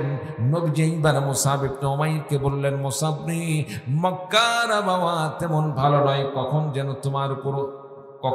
তোমার উপর হামলা হয়ে যায়, কখন যেন তোমাকে দুনিয়া থেকে বিদায় করে দেওয়া হয়, মক্কায় থাকা যাবে না, মক্কা ছেড়ে বিদায় নিয়ে চলে যাও, হিজরত করে অন্যত্র তুমি চলে যাও, অন্য দেশে চলে যাও, মক্কার পরিবেশ যখন মানবী আবার তখন ফিরে এসো। হযরত মুসাব ইবনে উমাইর রাদিয়াল্লাহু তাআলা আমার নবীজির অনুসরে, নবীজির কথাকে মানতে গিয়ে আমার নবীর সাহাবী হযরত মুসাব ইবনে উমাইর রাদিয়াল্লাহু তাআলা আনহু হিজরত করে তিনি মক্কা ছেড়ে অন্যত্র চলে গেলেন। বলুন সুবহানাল্লাহ। হযরত মুসাব ইবনে উমাইর রাদিয়াল্লাহু তাআলা আনহু অন্য দেশে গিয়ে সেখানে গিয়ে তিনি ইসলাম অনুযায়ী আমল করে চলতেছেন, নামাজ পড়তেছেন, আমল করতেছেন, ইবাদত করতেছেন, কিন্তু ইবাদত করে মনের মধ্যে তৃপ্তি পাচ্ছেন না। কারণ যেই নবীর তেলাওয়াত শুনে মুসাব ইবনে উমাইর ইসলাম গ্রহণ করেছেন, সেই নবীজির কোরআনের তেলাওয়াত নবীজির কণ্ঠে আর সেই তেলাওয়াত শোনা যাচ্ছে না, যার কারণে মুসাব ইবনে উমাইর রাদিয়াল্লাহু তাআলা আনহুর অন্তরে এক প্রকার কষ্ট শুরু হয়ে গেল। নবীকে দেখতে পাচ্ছি না, নবীর কণ্ঠে তেলাওয়াত শুনতে পাচ্ছি না, এর চাইতে বড় কষ্টকর বিষয় আর কি হতে পারে। এজন্য হযরত মুসাব ইবনে উমাইর রাদিয়াল্লাহু তাআলা আনহু এক পর্যায়ে সিদ্ধান্ত নিলেন, আর নয়, যেই নবীর প্রতি দেখে নবীর ভালোবাসা নিয়ে আমি ইসলাম গ্রহণ করেছি, এখন আমার মন চাই সেই নবীর কাছে গিয়ে ইসলাম পালন করা। সম্মানিত উপস্থিতি, তিনি আবার সেই জীবনের রিস্ক নিয়ে মক্কায় চলে আসলেন। নবীজির কাছে থেকে সেখানেই তিনি কোরআন পড়তেছেন, মাস্তা মাসাইল শিখতেছেন, নামাজ আদায় করতেছেন, আমল করে চলতেছেন। চিল্লা বলুন সুবহানাল্লাহ। সম্মানিত উপস্থিতি, নিজের বাড়ি ছেড়ে অন্য কোথাও কি কাউকেই ভালো লাগে না। কি বলেন ঠিক কিনা? কি বলেন ঠিক কিনা? আপনাদের আওয়াজই নাই, বুঝতেছি না। আপনার কি আওয়াজ পাচ্ছেন না? আওয়াজ পাচ্ছেন না? সম্মানিত উপস্থিতি, হ্যাঁ কি হ্যাঁ খিদা লাগছে মনে আপনাদের? কেবা খিদা লাগছে? হ্যাঁ, তবারক দিমু, দিয়ে দেবো নাকি? এই যুবকরা দিয়ে দেবো নাকি? আচ্ছা, যাই হোক। সম্মানিত উপস্থিতি, নবীর সাহাবী হযরত মুসাব ইবনে উমাইর রাদিয়াল্লাহু তাআলা আনহু, নবীর সাহাবী হযরত মুসাব ইবনে উমাইর রাদিয়াল্লাহু তাআলা আনহু নবীজির কাছে আসলেন, এসে সেখানে আমল করতেছেন। আবার বাড়িতে গেলেন, বাড়িতে গিয়ে মার সাথে সাক্ষাৎ হয়ে গেল, তরবারিটা কসমুক্ত করলেন, মাকে বললেন, মা, ইসলাম গ্রহণ করার কারণে আমাকে সে সময় আমার আত্মীয় স্বজন, মামু খালু ইত্যাদি তারা কত না নির্যাতন করেছে, এলাকার মানুষরা আমাকে কত রকম অত্যাচার করেছে, জুলুম করেছে, নবীর কাছে যাইতে দেয় নাই। এবার আমি ঘোষণা দিয়ে দিলাম, এবার যদি আমাকে ইসলাম পালন করতে, কোরআন মেনে আমল করতে, কোরআন পড়তে যদি কেউ বাধা দেয়, নবীর কাছে যাইতে বাধা দেয়, এই যে কোষমুক্ত তরবারি দেখছ, আমার এই তরবারি তার জন্য যথেষ্ট হয়ে যাবে। বলুন সুবহানাল্লাহ। শুধু তাই নয়, মুসাব ইবনে উমাইর রাদিয়াল্লাহু তাআলা আনহু বললেন, মা, শুধু তাদের জন্য নয়, এমনকি তুমি মাও যদি আমাকে বাধা প্রদান করো ইসলাম মানতে, তোমার জন্য এই তরবারি এক বিন্দু পরিমাণ অপেক্ষা করবে না, এক মুহূর্ত অপেক্ষা করবে না, তোমার জন্য এই তরবারি যথেষ্ট হয়ে যাবে। কেন? আল্লাহর রাসূলকে, আপনাকে আমাকে কি পরিমাণ ভালোবাসতে হবে? মা বাবা আগে নাকি রাসূল আগে? মা বাবা আগে না রাসূল আগে? জোরে বলেন। রাসূল আগে, রাসূলের ভালোবাসা আগে। কারণ রাসূলকে যদি আমি মা বাবার চাইতে, সন্তান সন্ততি চাইতে, দুনিয়ার সমস্ত মানুষের চাইতে বেশি ভালো না বাসতে পারি, আমার রাসূল সন্তুষ্ট না হয়, আল্লাহ পাক আপনার প্রতি আমার প্রতি সন্তুষ্ট হবেন না। চিল্লা বলুন ঠিক কিনা? সম্মানিত উপস্থিতি, এটা রাসূলের ঘোষণা। রাসূল সাল্লাল্লাহু আলাইহি ওয়াসাল্লাম হাদিস শরীফের মধ্যে ঘোষণা দিয়ে বলেছেন, লা ইউমিনু আহাদুকুম হাত্তা আকুনা হাব্বা ইলাইহি মিন ওয়ালিদিহি ওয়া ওয়ালাদিহি ওয়ান নাসি আজমাইন। আল্লাহর নবী বিশ্ব নবী সাল্লাল্লাহু আলাইহি ওয়াসাল্লাম ঘোষণা দিয়ে বললেন, লা ইউমিনু আহাদুকুম হাত্তা আকুনা হাব্বা ইলাইহি মিন ওয়ালিদিহি ওয়া ওয়ালাদিহি ওয়ান নাসি আজমাইন। নবীজি বললেন, রে আমার সাহাবীরা, রে দুনিয়ার উম্মতেরা, তোমাদের মধ্যে কোন বান্দা যতক্ষণ পর্যন্ত আমি নবীজিকে তার মা বাবার চাইতে, সন্তানের চাইতে বেশি ভালো না বাসবে, ততক্ষণ পর্যন্ত সে পরিপূর্ণ ইমানদার হতে পারবে না। এই জন্য আমাকে আপনাকে মা বাবার চাইতে, সন্ততির চাইতে নবীজিকে বেশি ভালোবাসতে হবে। এই জন্যই মুসাব ইবনে উমাইর রাসূলুল্লাহ সাল্লাল্লাহু আলাইহি ওয়াসাল্লামের ভালোবাসায় নিজেকে তিনি নবীজির ভালোবাসায় উপস্থাপন করেছিলেন। এমনকি জন্মদাতা মাকে পর্যন্ত ঘোষণা করে দিলেন, মা গো, তুমি যদি আমাকে নবীর কাছে যাইতে বাধা দাও, নবীর কাছে যাইতে বাধা দিলে তোমার জন্য আমার এই তরবারি যথেষ্ট হয়ে যাবে। বলুন সুবহানাল্লাহ। আমার ভাইরা, আমার বন্ধুগণ, হযরত মুসাব ইবনে উমাইর রাদিয়াল্লাহু তাআলা নবীজির কাছ থেকে আমল করতেছেন। এক পর্যায়ে মদিনা থেকে একটি দল এসে নবীজির কাছে এসে ইসলাম গ্রহণ করলেন। ইসলাম গ্রহণ করার পর তারা মদিনায় আবার চলে গেলেন। আবার পরের বছর আরেকটি দল আসলো। আরেকটি দল আসার পরে আমার নবীজির হাতে হাত রেখে ইসলাম গ্রহণ করলেন, ঈমান আনয়ন করলেন। ইসলাম গ্রহণ করার পরে হযরত মুসাব ইবনে ইসলাম গ্রহণ করার পরে তারা রাসূলুল্লাহ সাল্লাল্লাহু আলাইহি ওয়াসাল্লামকে বললেন, নবী গো, মদিনাতে আমাদেরকে ইসলাম শেখানোর মতো তেমন কোনো শিক্ষক নেই, আমাদেরকে দাওয়াত দেওয়ার মতো সেখানে কোনো শিক্ষক নেই। দয়া করে আপনি আমাদেরকে একটি শিক্ষক দান করেন, যে শিক্ষকের হাতে হাত রেখে আমরা আমল করে চলতে পারি, দিনের দাওয়াত দান করতে পারি। নবীজি সিদ্ধান্ত নিলেন, মুসাবের মতো বিচক্ষণ যুবক আর তো কাউকে দেখি না, মুসাবের মতো বিচক্ষণ শিক্ষক আর তো কাউকে দেখি না। এই জন্য নবীজি সিদ্ধান্ত নিলেন তাদের সাথে মুসাব ইবনে উমাইরকে পাঠানোর সিদ্ধান্ত নিলেন, মদিনায় পাঠানোর জন্য। হযরত মুসাব ইবনে উমাইর রাদিয়াল্লাহু তাআলা কে শিক্ষক হিসেবে এইবার মদিনাতে ওই সাহাবীদের সাথে প্রেরণ করা হলো। বলুন সুবহানাল্লাহ। হযরত মুসাব ইবনে উমাইর রাদিয়াল্লাহু তাআলা মদিনায় যাওয়ার পরে কাফের মুশরিকদের কাছে এমন ভাবে দ্বীনের দাওয়াত প্রচার করা শুরু করলেন। হযরত মুসাব ইবনে উমাইর রাদিয়াল্লাহু তাআলা টেকনিকের সাথে দাওয়াত দেওয়া শুরু করলেন।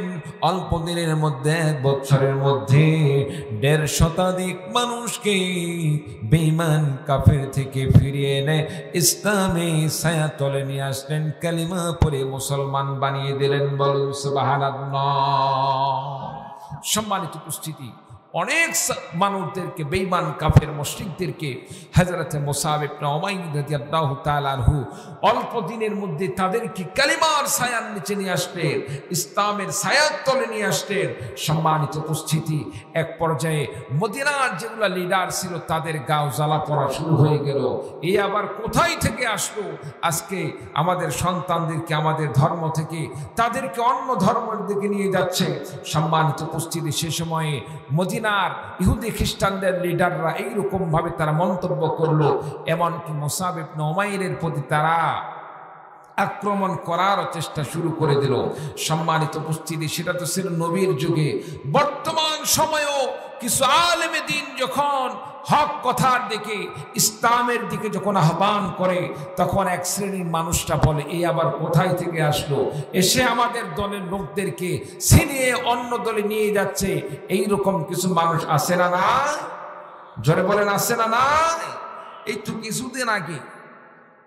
কিছুদিন আগে ডক্টর মিজানুর রহমান আজহারি ভাই বলেছিলেন, এক দল খেয়ে গিয়েছে, আরেক দল খাওয়ার জন্য অপেক্ষা করছে। এই দল যে কোনো দল হতে পারে, কি বলেন ঠিক কিনা? যে কোনো দল হতে পারে, এরপরে দেখা গেল এক শ্রেণীর মানুষটা তার উপর চড়াও হয়ে পড়ল। সম্মানিত উপস্থিতি, মিজানুর রহমান আজহারি সে কি আপনাকে আপনার বাড়ি থেকে জমি নেওয়ার জন্য, আপনার থেকে টাকা পয়সা নেওয়ার জন্য এই কথা বলছে? না, মিজানুর রহমান আজহারি চেয়েছিলেন বাংলার জমিনে ইসলাম প্রতিষ্ঠা হোক, বাংলার জমিনে কোরআনের দ্বীন প্রতিষ্ঠা হোক, বাংলার জমিনে ইসলামের বিধান দিয়ে বাংলার জমিনটা পরিচালিত হোক। এটাই কিন্তু তিনি চেয়েছিলেন। চিল্লা বলুন ঠিক কিনা? সম্মানিত উপস্থিতি, আজকে আমিও যদি কোরআনের হক কথাগুলো বলি, এক শ্রেণীর মানুষরা আমাকেও বাধা দেওয়ার চেষ্টা করতে পারে, কারণ তাদের মনের সাথে আমার কথা হয়তো নাও মিলতে পারে, যার কারণে প্রতিবাদ করতে পারে, যার কারণে বাধা দিতে পারে। সম্মানিত উপস্থিতি, যতই বাধা আসুক না কেন, যতই বাধা বিপত্তি আসুক না কেন, আমরা ইসলাম গ্রহণ করেছি, আমরা মুসলমান, আমরা ইসলামের জন্য আমরা ইসলামের পক্ষে আছি, ইসলামের জন্য আমরা লড়াই করে যাচ্ছি। লড়াই চলবে কিয়ামত পর্যন্ত, ইসলামের পক্ষে লড়াই চলবে যতদিন পর্যন্ত আপনি আমি বেঁচে আছি। ইসলামের জন্য লড়তে গিয়ে যদি জীবন চলে যায়, আল্লাহ রাস্তায় নিজের জীবনকে কুরবানি করে দেব, বাতিলের সাথে কোনো প্রকার আপোষ করব না। কোন কোন ভাই রাজি আছেন? দুহাত তুলে আল্লাহকে দেখিয়ে দিই।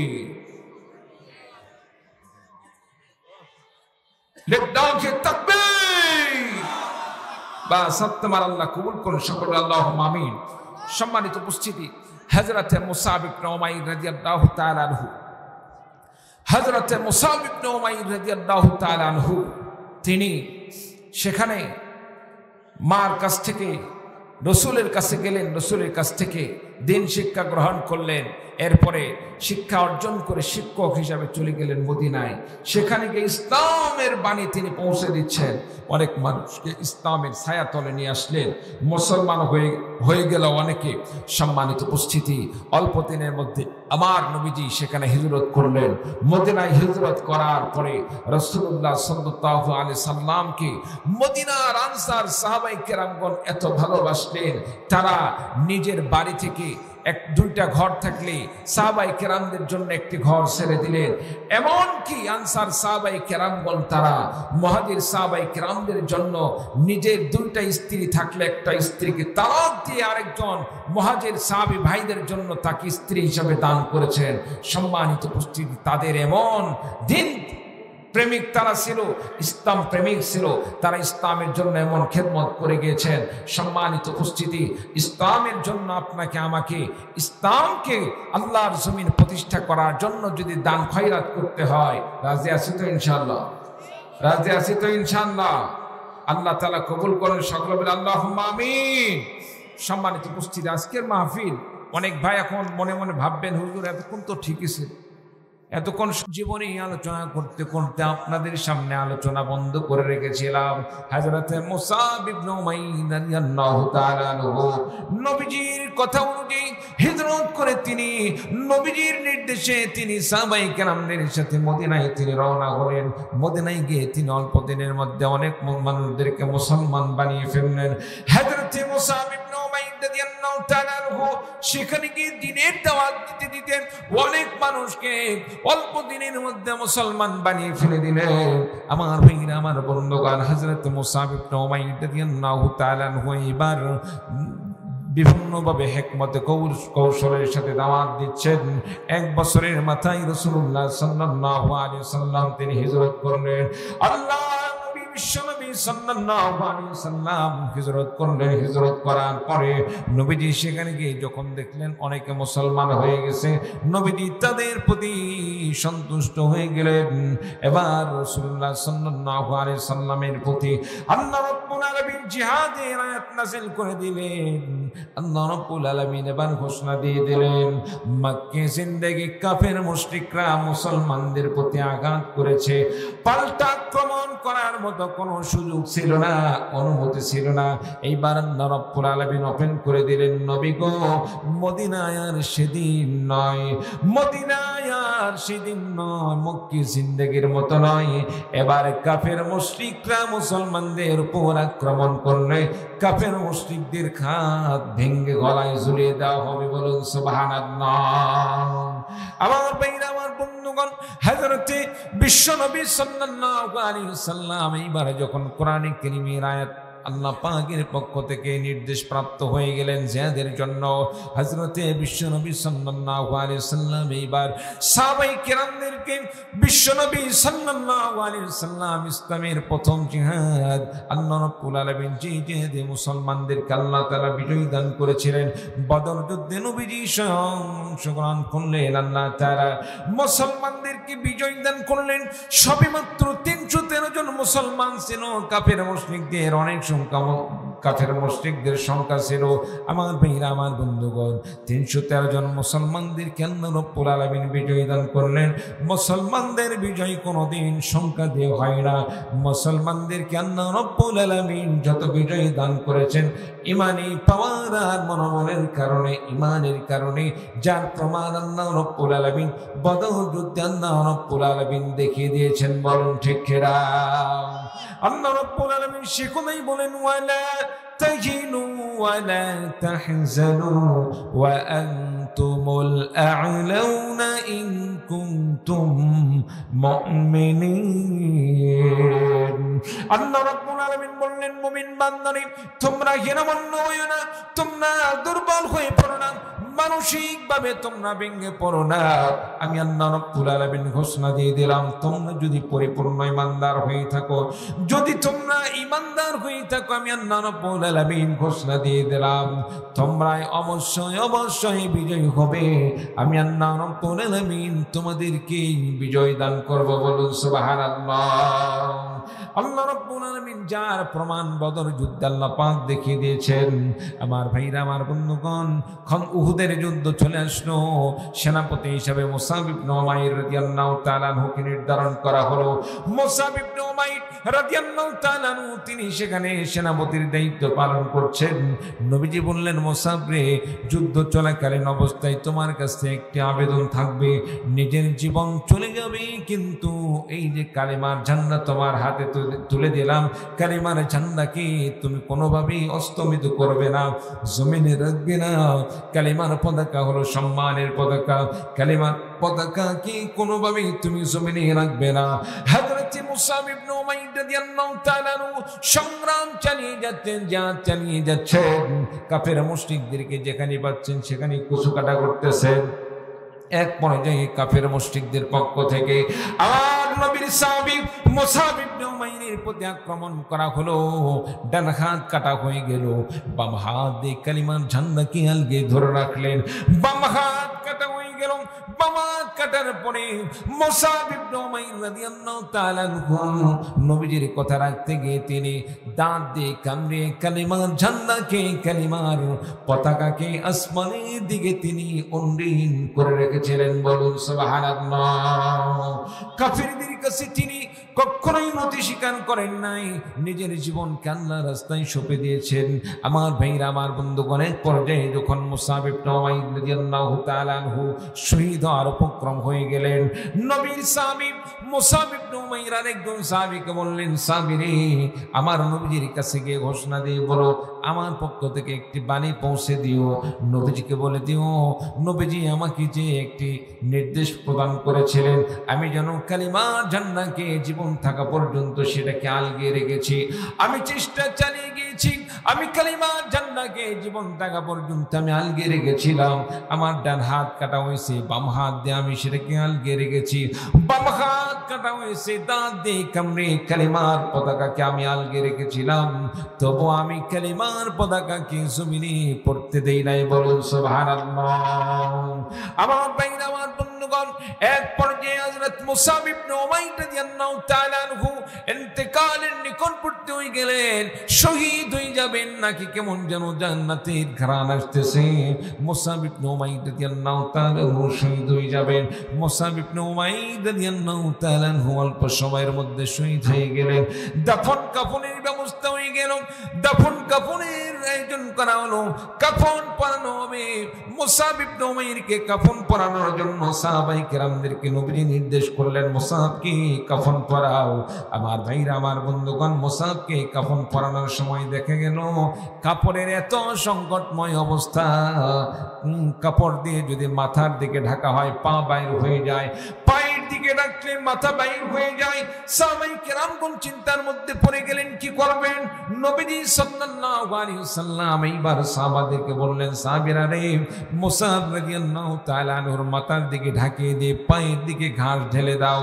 আমার নবী সাল্লাল্লাহু আলাইহি ওয়াসাল্লাম নিজ হাতে কবরে শায়িত করলেন। কবরে শায়িত করার পরে রাসূলুল্লাহ সাল্লাল্লাহু আলাইহি ওয়াসাল্লাম এইবার সাহাবায়ে কেরামদেরকে বললেন, সাহাবীরা শোনো, যেই মুসাব ইবনে উমাইর ইসলামের জন্য তিনি নিজের সমস্ত সম্পদগুলোকে তিনি আল্লাহর রাস্তায় কোরবানি করে দিয়েছিলেন, বন্ধু বান্ধবের সংখ্যা কম ছিল না, সব বন্ধুকে তিনি বয়কট করেছেন।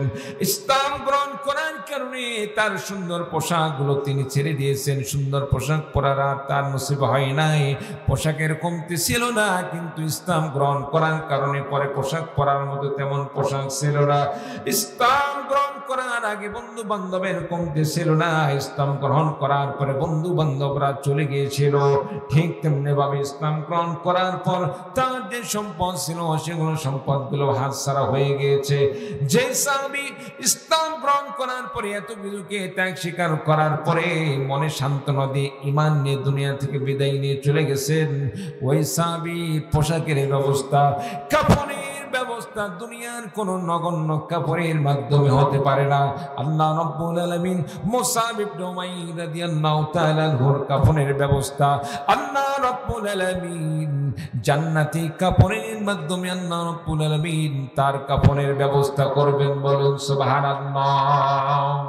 আমার ভাইরা, আমার বন্ধুগণ, মুসাব ইবনে উমাইর রাদিয়াল্লাহু তাআলা আনহু যেমন ইসলামের জন্য নিজের সব কিছুকে তিনি ত্যাগ স্বীকার করলেন, সম্পদকে তুমি ত্যাগ স্বীকার করলেন, বন্ধু বান্ধবকে ছেড়ে দিলেন, মা বাবাকে ত্যাগ স্বীকার করলেন, ইসলামের জন্য নিজের জীবনকে আল্লাহর রাস্তায় কুরবানি করে দিলেন। মুসলমান ভাইরা আমার, আমার রানীনগরের ভাইরা, আমার রানীনগরের ভাইদেরকে একটি জিনিস আমি আপনাদের কাছ থেকে ওয়াদা নিতে চাই, একটি কথা নিতে চাই, সেটা হলো আল্লাহর দিনকে, আল্লাহর কোরআনকে আল্লাহর জমিনে প্রতিষ্ঠা করার জন্য, আল্লাহর জমিনে আল্লাহর দিনকে প্রতিষ্ঠা করার জন্য ইসলামী আন্দোলনের মাধ্যমে যদি আল্লাহর জমিনে দিন প্রতিষ্ঠা করা হয়, আর এর জন্য যদি রক্ত দিতে হয়, আলেম উলামাগণ যদি ইসলামকে প্রতিষ্ঠা করার জন্য রক্ত দিতে বলে, জীবন দান করতে বলে, কোন কোন ভাই আছেন কোরআনের খাতিরে, ইসলামের ভালোবাসায়, নবীর ভালোবাসায়, আল্লাহর জমিন আল্লাহর দিন প্রতিষ্ঠা করার জন্য যদি রক্ত দিতে হয় রক্ত দিব, জীবন দিতে হয় জীবন দেব, কোন কোন ভাই রাজি আছেন? তো হাত তুলে আল্লাহ তাআলাকে দেখিয়ে দিন। আল্লাহ তাআলা আমাদের সকলকে কবুল করুন। লিল্লাহি তাকবীর, নারায়ে তাকবীর। আল কোরআনের আলো, আল হাদিসের আলো, বিশ্বের মুসলিম, তোমার নেতা আমার নেতা, একটা হাতটা নারা দেন, আল্লাহ তাআলা দেখুক। নারায়ে তাকবীর, আল কোরআনের আলো, আল হাদিসের আলো, বিশ্বের মুসলিম, দিয়েছে তো রক্ত, রক্তের বন্যায় নারায়ে তাকবীর। বাস আত্মান। আল্লাহ পাক আমাদের সকলকে কবুল করুন। সকলে বলে আল্লাহুম্মা আমিন। আর জোরে বলুন আল্লাহুম্মা আমিন। সম্মানিত উপস্থিতি, হ্যাঁ, নতুন করে সবই পারি ভাই, কিন্তু মেডিসিন ভালো নাই। আচ্ছা, যাই হোক, এই ভাইদের জন্য আবার ওয়াজ শুরু করা লাগবে নাকি? আচ্ছা, সকলে বসে যাই ভাই, ইনশাআল্লাহ সকলে বসে যাই, ফাঁকা জায়গাগুলো আমরা পূরণ করে নিই। সম্মানিত উপস্থিতি, এতক্ষণ পর্যন্ত কোরআন হাদিস থেকে যে আলোচনা করছি, আলোচনার মধ্যে যদি ভুল ত্রুটি হয়ে থাকে আপনাদের কাছে ক্ষমা চাই, এবং সঠিক কথাগুলো আমরা যেন আমরা যেন যা আলোচনা হয়েছে সঠিক কথাগুলোর প্রতি আমল করে চলতে পারি। আল্লাহ পাক তৌফিক দান করুন। সকলে বলে আল্লাহুম্মা আমিন।